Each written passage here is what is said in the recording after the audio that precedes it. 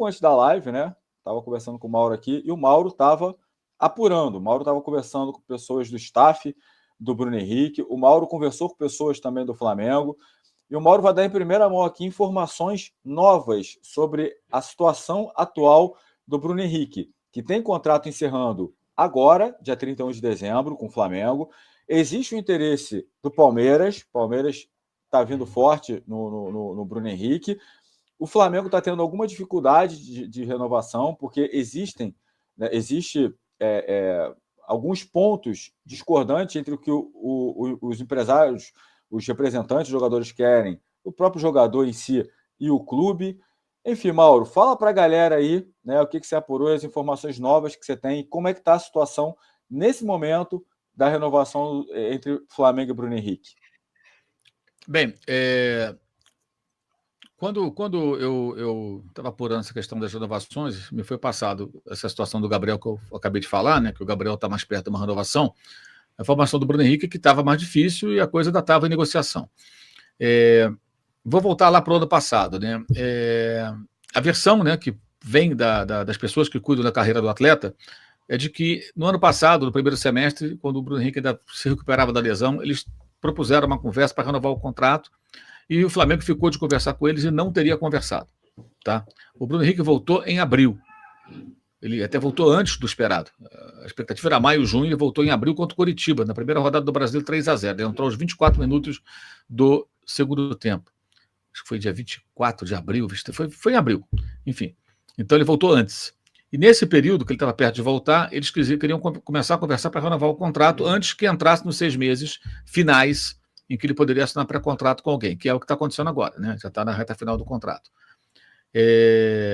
Repetindo, tá? Eu estou passando agora a versão do staff do atleta. O Flamengo preferiu correr o risco. Eu acho que tem 2 aspectos aí. Concordo com o clube de esperar o jogador voltar. Eu acho que você não pode renovar o contrato com um jogador. De novo, discurso, né, profissionalismo, você não pode renovar com um jogador machucado. Porque o dinheiro não é do dirigente, o dinheiro é do clube. Aí você renova o contrato com um cara por 3 anos, o cara não consegue mais jogar, não consegue mais render, aí muda o presidente, né, em 2024 para 2025, aí tem mais 2 anos de contrato, um jogador que não está jogando. Pô, mas isso é triste, né? O cara, coitado do Bruno Henrique, estava lá com o negócio. Sim, mas é assim que funciona. Você não pode ficar bancando jogador machucado durante anos e anos. Tem contrato em vigor, segue. Né? Em alguns lugares, de repente, alguns contratos rezam que, em caso de lesão, você prorroga o compromisso por mais um tempo, mas aí tem maneiras diferentes de remunerar, o jogador entra num processo de licença, recebe recebe seguro. Cada país, cada legislação tem as suas peculiaridades. Mas aqui no Brasil, o que acontece? Acabou o contrato, você renovou. Por exemplo, vou dar um exemplo, não foi nem questão de lesão, foi questão de rendimento mesmo. Mas o caso do Luan. O Corinthians fez um contrato com o Luan, que veio do Grêmio, e o Luan não conseguiu jogar. Virou um peso morto. Emprestaram para o Santos, não jogou, voltou e foi ficando. Até que houve aquela coisa ridícula lá de terem atacado o rapaz no motel e acabou que ele quis ir embora e voltou para o Grêmio ganhando muito menos. Mas ele estava lá, o Corinthians fica pagando. Você corre sempre o risco do jogador não render, você fica pagando. Mas se o cara se machuca muito, é a mesma coisa. Agora, se o cara está machucado, quem renovar o contrato, se esse cara não voltar, vai ser questionado lá na frente. Como é que você renovou o contrato de um cara que está machucado? Não, mas o Bruno Henrique é um jogador excelente, como é que eu ia adivinhar? Mas ele está voltando de lesão. Não é questão de... Quando o cara está machucado, gente, aí não é questão de adivinhar que vai se machucar. Aí a questão é você ter a informação que ele está machucado e, obviamente, isso carrega uma interrogação. Então, numa definição profissional, você não pode usar o dinheiro do clube renovando o contrato de ninguém com uma lesão grave. Vamos esperar para ver como ele vai voltar. Você corre o risco. E se o cara voltar bem? E ele voltou muito bem. Então ele ficou com a faca e o queijo na mão.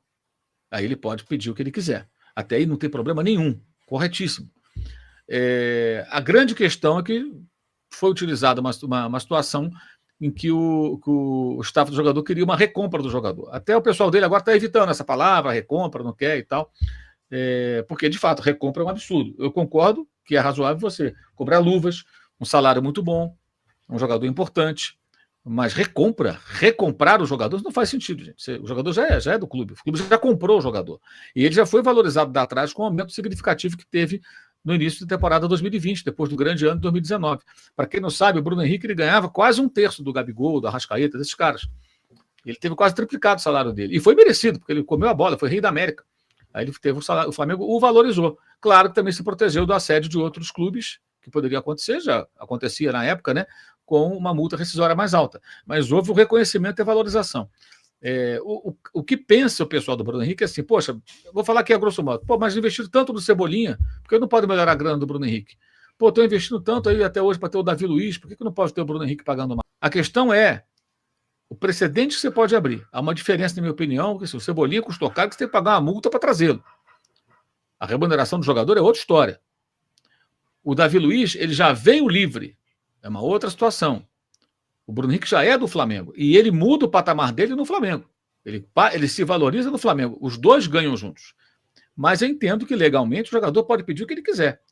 O clube não pode passar do limite, ele não pode extrapolar seu orçamento. Então temos aí uma situação de um impasse.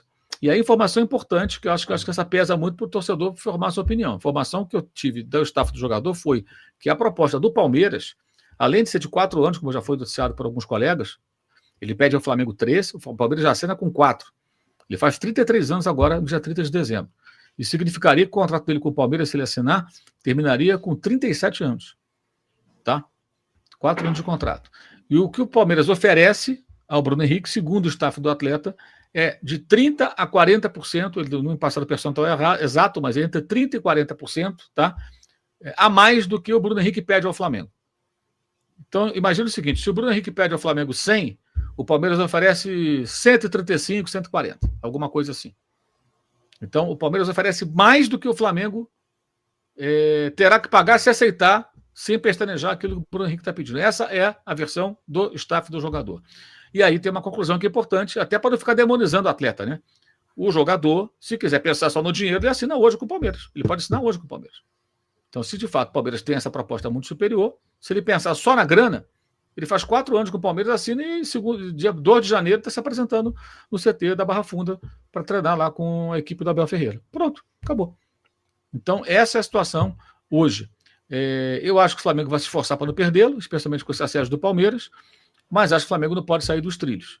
Acho que as partes têm que entender.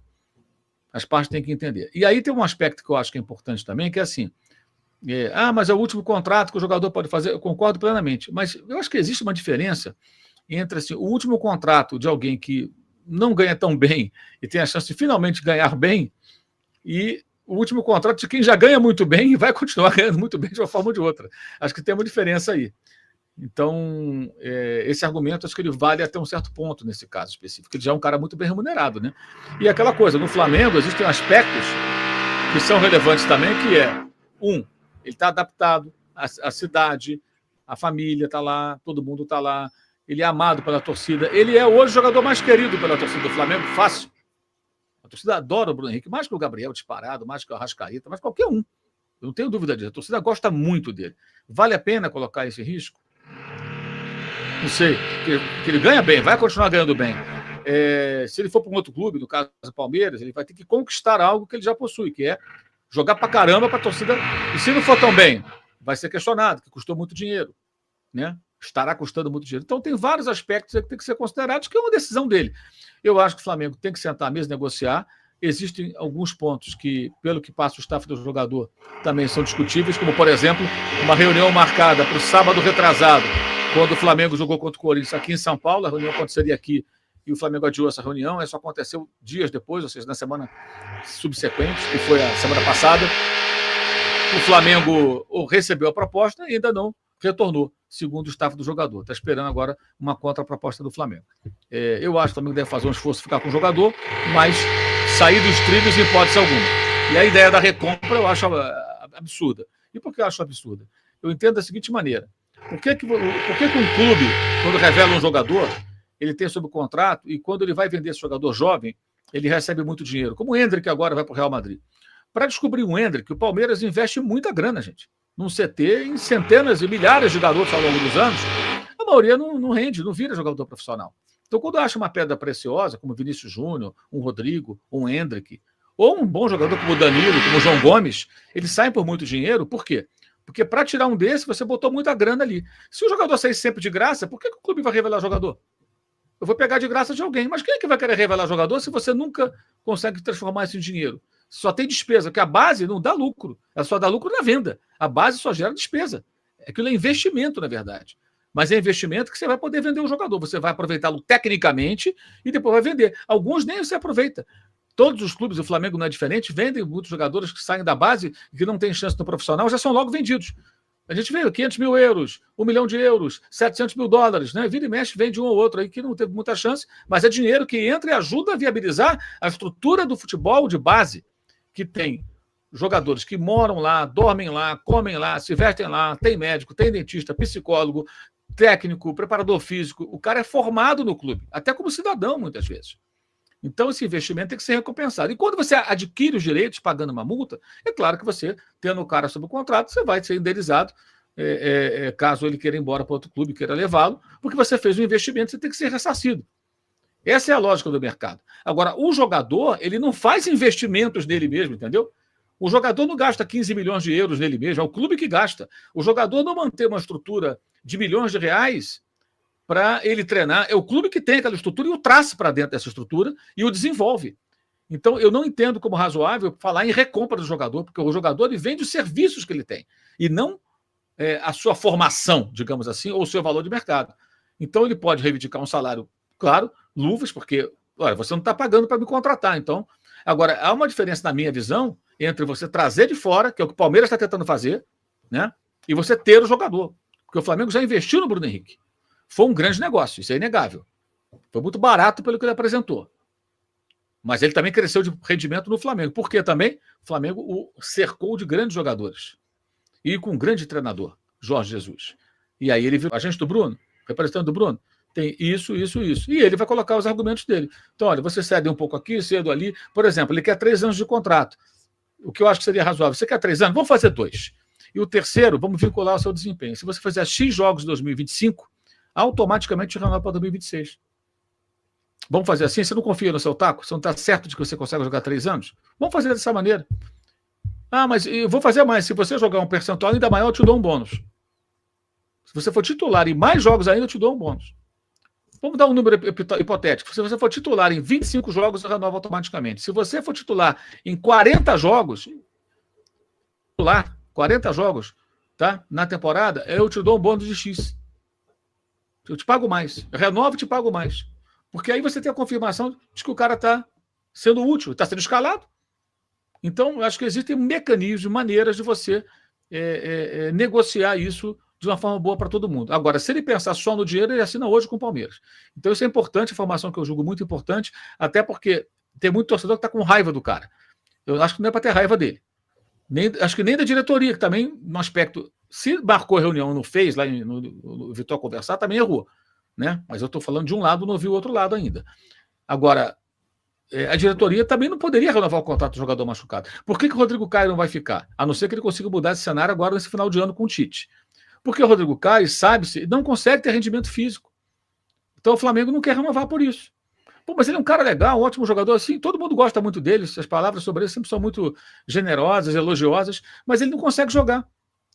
Então o Flamengo não pode ficar renovando a vida inteira com o Rodrigo Caio e ele está sempre machucado. Agora até ele está bem, né? O São Paulo que não escalava. Mas ele se machuca, volta e se machuca, volta e se machuca. Por que o Flamengo não vai renovar com o Felipe Luiz? Pô, o cara joga de terno. Pois é, mas, cara, ele não está mais conseguindo jogar. Ele para, se machuca, volta. É uma pena, mas a idade chega e o jogador não consegue mais atuar do mesmo nível. Então, assim, isso são decisões profissionais. E muita gente elogiou o Palmeiras quando tomou algumas decisões desse tipo, como, por exemplo, não renovar com o Felipe Melo, que queria rejuvenescer o time, não renovar com o Jailson, não renovar com o William Bigode, não renovar com o Daverson, que fez um gol histórico. Por quê? Porque concluiu que aquele momento daquele jogador já havia passado. Chegou a bater o pé também um pouco na renovação com o Dudu, para não dar tudo que o Dudu queria. No final deu muito, né? Muito. Ele acabou dando muito. Mas o Dudu é o maior jogador do Palmeiras nessa era vitoriosa. E o Dudu tem uma coisa, ele nem está jogando a boa temporada, mas eu vejo o Dudu com uma entrega muito grande. Sim. O Dudu, ele pode jogar até não tão bem, mas ele luta pra caramba. Você vê o Dudu acomodado e tal, eu acho ele um jogador que tem sempre com uma energia muito grande, querendo jogar, querendo ganhar. É um jogador admirável, o Dudu. Ele virou isso no Palmeiras, é bom lembrar. O Dudu nunca tinha sido esse jogador, teve uma fase boa no Grêmio, os times de São Paulo, os 3 queriam ele, 2014 para 2015, ele foi contratado e ele virou um grandíssimo jogador no Palmeiras. Isso é um outro ponto importante também. O Bruno Henrique é a mesma coisa, ele virou um grandíssimo jogador no Flamengo. Então, todos têm suas razões, mas é preciso sentar de forma razoável e conversar. Mas eu acho importante entender isso, até por uma questão de justiça. Se o Bruno Henrique quisesse, hoje, só dinheiro, ele assinava com o Palmeiras. Já teria o contrato, já pré-contrato assinado.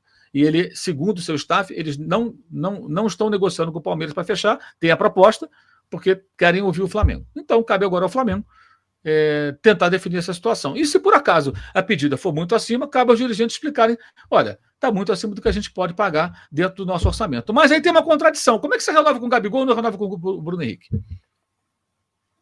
Já que o Gabigol está jogando mal, o Bruno Henrique está jogando bem, e o contrato de um acaba agora, o outro no ano que vem. Aí eu não entendo. Porque o Gabigol é um ídolo muito grande, sim, mas ele vai viver disso? Então renova com o Zico, gente. Está com 70 anos. Paga um salário para o Zico. O Zico é o nosso ídolo rubro-negro para toda a eternidade, né? Agora eu falo até como rubro-negro aqui. Pô, é lógico. Que isso, gente? Chegou uma hora que não dava mais. O Zico não podia mais jogar, parou de jogar, parou de receber salário.